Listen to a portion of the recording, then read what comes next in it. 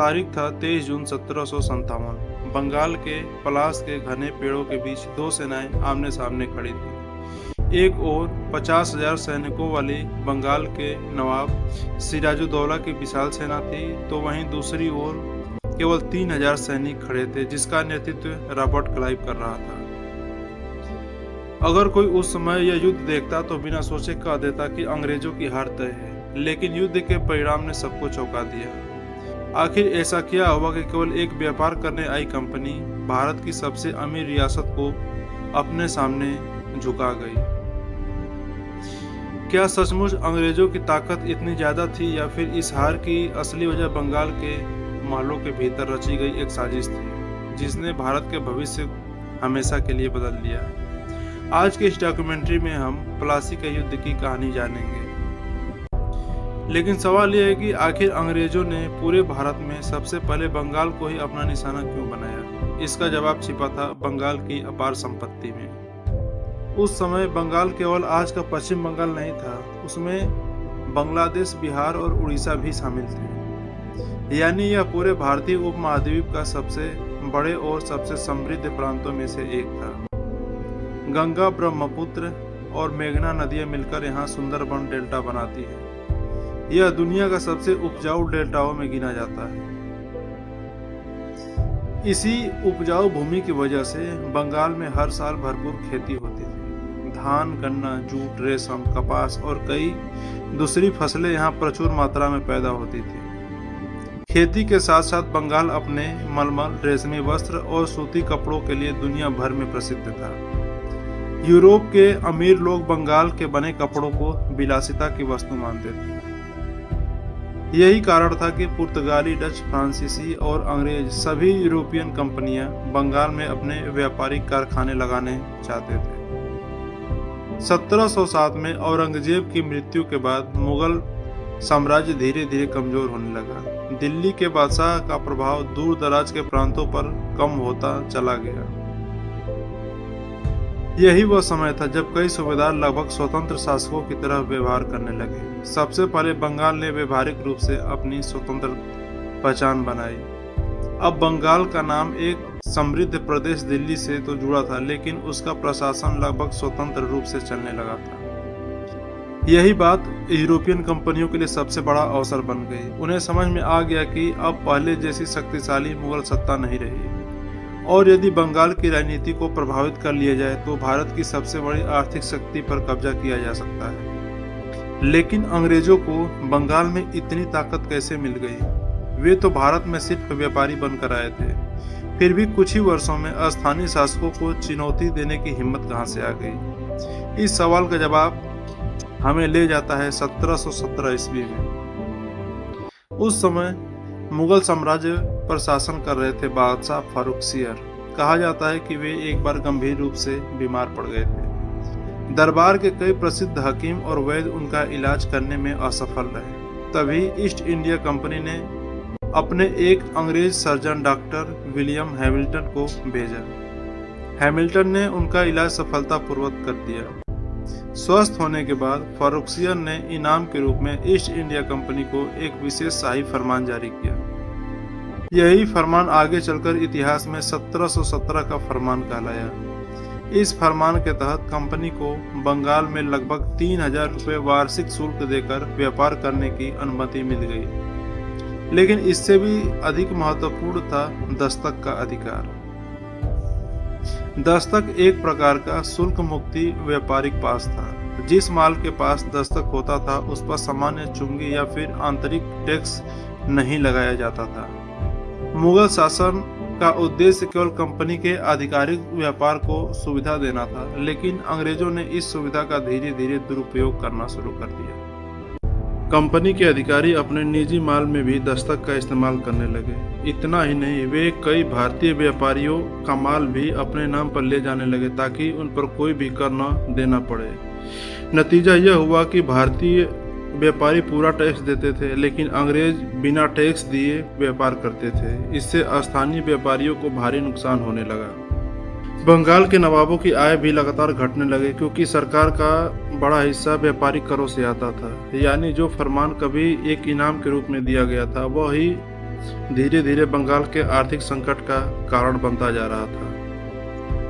और इसी दौरान बंगाल में एक ऐसा प्रशासक उभर रहा था जो आने वाले समय में बंगाल को लगभग स्वतंत्र बना देगा। उसका नाम था मुर्शीद कुली खान। उसी ने बंगाल की राजधानी बदलकर ढाका से मुर्शिदाबाद की और यहीं से शुरू हुई उसकी नवाबी शासन की असली कहानी, जो आखिरकार प्लासी के युद्ध तक पहुंचने वाली थी।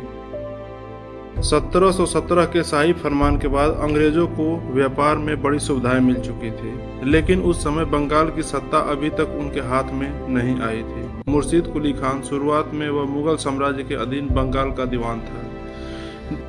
दीवान का काम सबसे महत्वपूर्ण होता है राजस्व यानी कि टैक्स वसूली और पूरे प्रांत में आर्थिक व्यवस्था संभालना। मुर्शीद कुली खान अपनी ईमानदारी, कठोर अनुशासन और बेहतरीन प्रशासन के लिए प्रसिद्ध था। उसने बंगाल की आय इतनी बढ़ा दी कि मुगल दरबार भी उससे प्रभावित होने लगा। धीरे धीरे इसकी शक्ति इतनी बढ़ गई कि वह केवल एक अधिकारी नहीं बल्कि पूरे बंगाल का वास्तविक शासक बन बैठा। इसी दौरान मुगल साम्राज्य लगातार कमजोर होता जा रहा था। दिल्ली की पकड़ ढीली पड़ती गई और बंगाल लगभग स्वतंत्र रूप से चलने लगा। मुर्शीद कुली खान ने अपनी राजधानी ढाका से मुर्शिदाबाद स्थानांतरित कर दी। यही शहर आगे चलकर बंगाल की नवाबी सत्ता का केंद्र बना। उसके शासन में बंगाल की सीमाएं और प्रभाव लगातार बढ़ते जा रहे थे। बिहार और उड़ीसा भी बंगाल प्रशासन के अधीन आ गए थे। अब यह पूरे क्षेत्र भारत का सबसे समृद्ध प्रांत बन चुका था। लेकिन एक समस्या थी, मुर्शीद कुली खान का कोई पुत्र नहीं था। इसलिए उसने अपने दामाद शुजाउद्दीन मोहम्मद खान को उत्तराधिकारी बनाया। शुजाउद्दीन के सत्ता में आने के बाद उसका पुत्र सरफराज खान के हाथों में चली गई, लेकिन सत्ता का परिवर्तन अधिक समय तक नहीं टिक सका। 1740 में अलीवर्दी खान ने सरफराज खान को हराकर बंगाल की गद्दी अपने हाथ में ले ली। अलीवर्दी खान एक अनुभवी व दूरदर्शी शासक था। वह अच्छी तरीके से समझता था कि यूरोपियन कंपनियां केवल व्यापार करने भारत नहीं आई हैं। कहा जाता है कि एक बार उसने यूरोपियन कंपनियों की तुलना मधुमक्खियों से की थी। यदि उन्हें छेड़ोगे नहीं तो केवल शहद देंगी, लेकिन यदि उन्हें बहुत ताकत दे दी गई तो वे डंक भी मारेंगी। यह बात आगे चलकर बिल्कुल सच साबित हुई। अलीवर्दी खान की कोई पुत्र नहीं था, उसकी 3 बेटियां थीं। उसने अपनी सबसे छोटी बेटी अनीमा बेगम के बेटे सिराजुद्दौला को अपना उत्तराधिकारी बनाया, लेकिन यह फैसला सभी लोगों को पसंद नहीं आया। दरबार के कई प्रभावी लोग, घसीटी बेगम, मीर जाफर, राय दुर्लभ और बंगाल का सबसे बड़े बैंकर जगत सेठ सिराजुद्दौला को नवाब बनते नहीं देखना चाहते थे। यहीं से बंगाल के महल के अंदर षड्यंत्र शुरू हो चुका था। यानी जो बंगाल का राजमहल बाहर से शांत दिखाई दे रहा था, अंदर से षड्यंत्रों की आग में जल रहा था। और इसी बीच अंग्रेज भी चुप नहीं बैठे थे। उस समय अंग्रेजों का सबसे महत्वपूर्ण व्यापारिक केंद्र था कलकत्ता का फोर्ट विलियम। मुगल सम्राट के फरमान के अनुसार अंग्रेजों को व्यापार करने की अनुमति तो मिल गई थी, लेकिन उन्हें अपनी बस्तियों को सैन्य किलों में बदलने का अधिकार नहीं था। फिर भी अंग्रेजों ने फोर्ट विलियम की किलेबंदी शुरू कर दी। उन्होंने नई दीवारें बनानी शुरू की, तोपों की संख्या बढ़ाई और सैनिकों की तैनाती भी बढ़ाने लगे। सिराजुद्दौला को यह साफ संकेत दिखाई दे रहा था कि अंग्रेज अब केवल व्यापारी नहीं रहना चाहते हैं। नवाब ने अंग्रेजों को आदेश दिया कि किलेबंदी तुरंत रोक दिया जाए, लेकिन अंग्रेजों ने इस आदेश को लगभग नज़रअंदाज कर दिया। उस समय केवल अंग्रेज ही नहीं, फ्रांसीसी भी चंदन नगर में अपनी किलेबंदी कर रहे थे। हालांकि सिराजुद्दौला ने दोनों यूरोपियन शक्तियों को रोकने की कोशिश की थी, लेकिन अंग्रेज सबसे अधिक आक्रामक थे।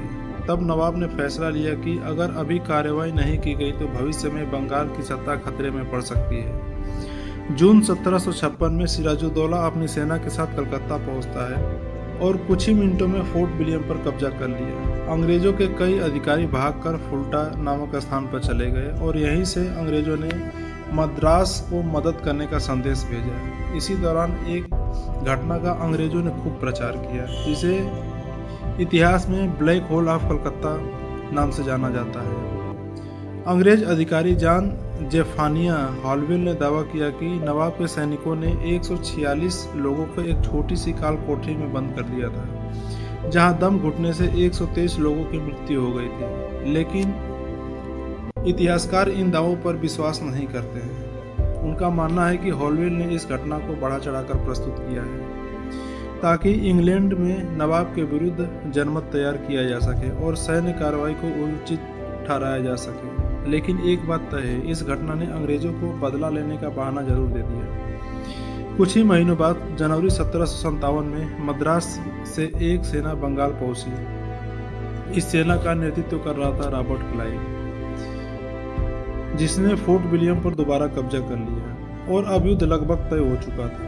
जनवरी 1757 में फोर्ट विलियम पर दोबारा कब्जा करने के बाद रॉबर्ट क्लाइव समझ चुका था कि यदि वह 50,000 के सैनिकों वाली बंगाल की सेना से सीधे टकराएगा तो जीत लगभग असंभव है। इसलिए उसने तलवार से पहले दिमाग का इस्तेमाल करने का फैसला किया।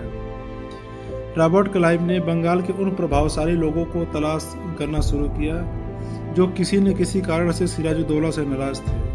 सबसे पहला नाम था मीर जाफर। वह बंगाल की सेना का बख्शी था, यानी कि सेनापति। उसे उम्मीद थी कि अलीवर्दी खान के मृत्यु के बाद नवाब वही बनेगा, लेकिन गद्दी सिराजुद्दौला को मिल गई। यहीं से उसके मन में असंतोष पैदा हो गई। दूसरा नाम था जगत सेठ। वह कोई राजा या फिर सेनापति नहीं था, फिर भी उसका प्रभाव इतना अधिक था कि उसे उस समय बंगाल का सबसे बड़ा बैंकर कहा जाता था। कई नवाब भी आर्थिक मामले में उसी पर निर्भर करते थे। जगत सेठ को डर था कि सिराजुद्दौला के अस्थिर स्वभाव से व्यापार और धन दोनों खतरे में पड़ सकते। तीसरा नाम था राय दुर्लभ। वह भी नवाब का एक प्रमुख अधिकारी था, लेकिन भीतर ही भीतर षड्यंत्र का हिस्सा बन चुका था।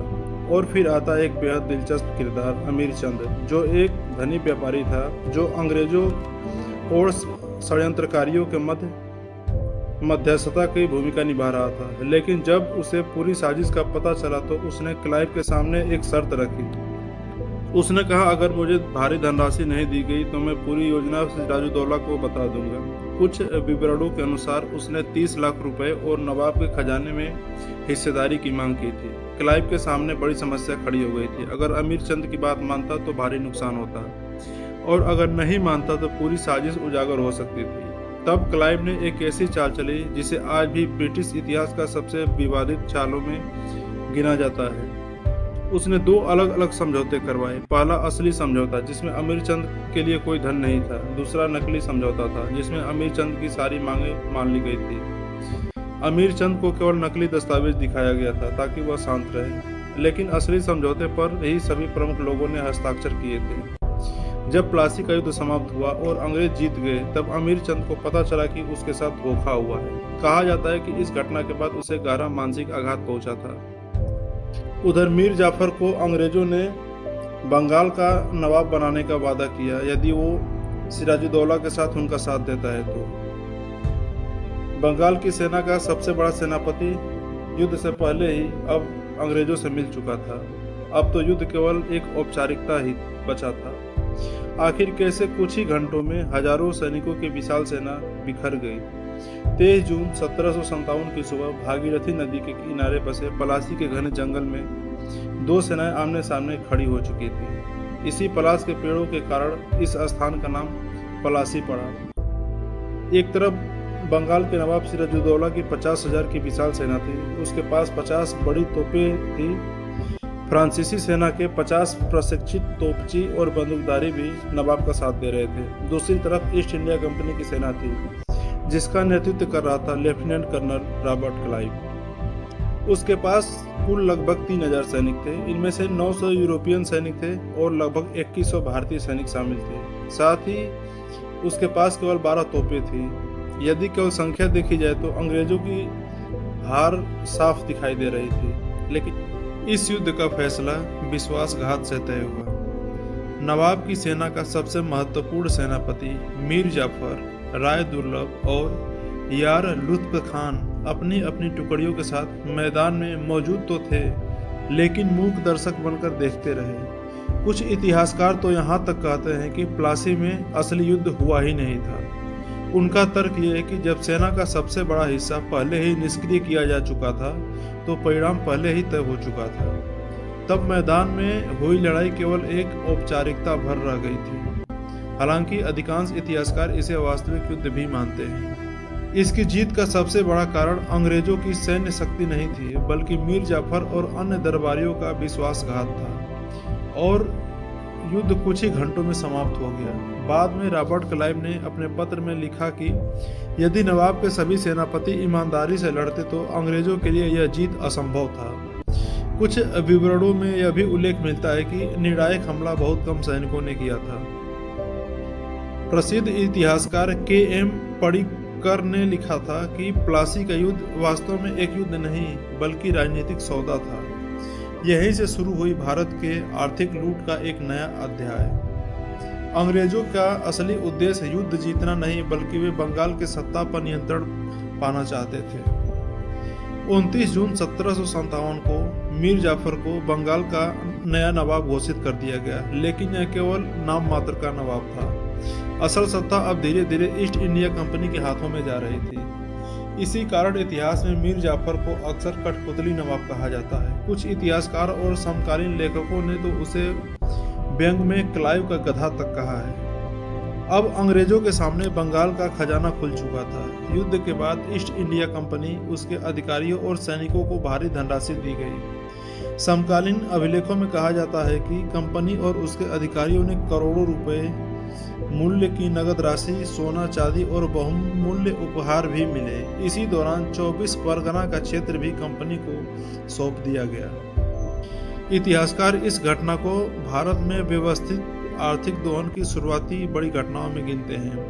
फोर्ट विलियम के नुकसान की भरपाई के नाम पर भी करोड़ों रुपए की क्षतिपूर्ति वसूल की गई।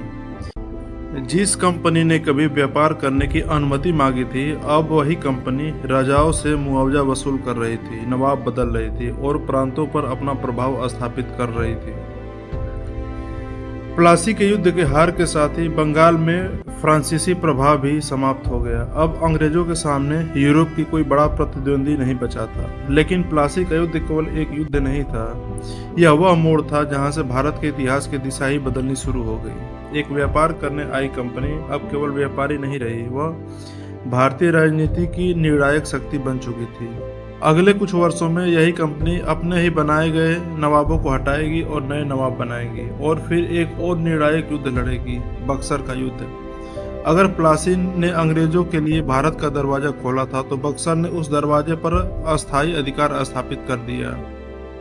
अगर आपको यह डॉक्यूमेंट्री पसंद आई है तो इसे उन लोगों तक जरूर पहुंचाइए जो इतिहास को केवल याद नहीं बल्कि समझना चाहते हैं, क्योंकि इतिहास केवल यह नहीं बताता कि क्या हुआ, इतिहास यह भी सिखाता है कि क्या दोबारा नहीं होना चाहिए। धन्यवाद।